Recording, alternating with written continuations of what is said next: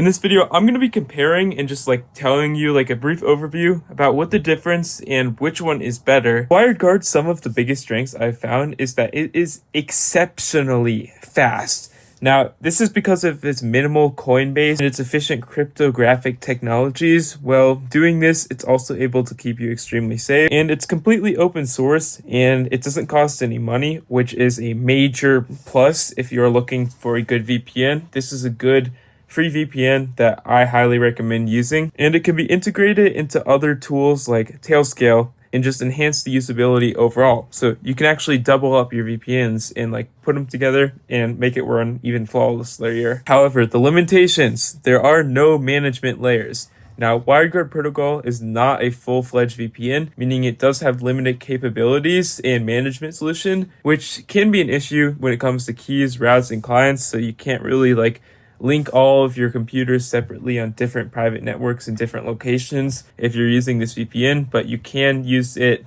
across one over all of those devices. So if you're running a large business, it's probably not ideal for you.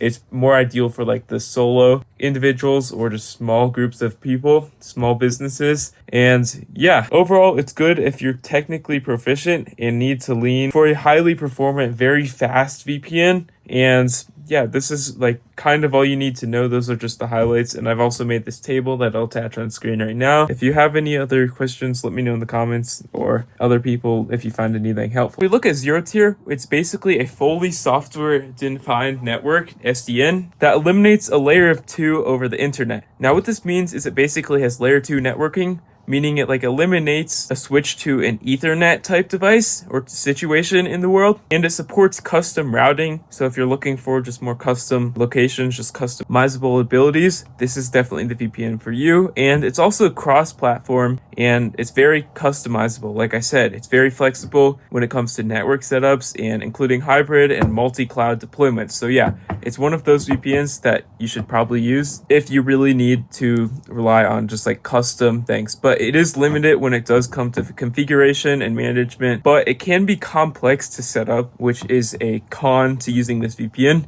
But it does take some time to set up, like I said, and once you actually start using it, it does become flawless. But just the learning curve to this VPN, even though that's not much of a thing when it comes to VPNs, is slightly more than the average VPN, which is why it might not be ideal, but it is ideal for power uses, network engineers, and businesses needing advanced network features like layer 2 capabilities. So yeah, that's a good reason about this VPN. Kind of all you need to know. Those are just the highlights, and I've also made this table that I'll attach on screen right now. If you have any other questions, let me know in the comments, or other people if you find anything helpful.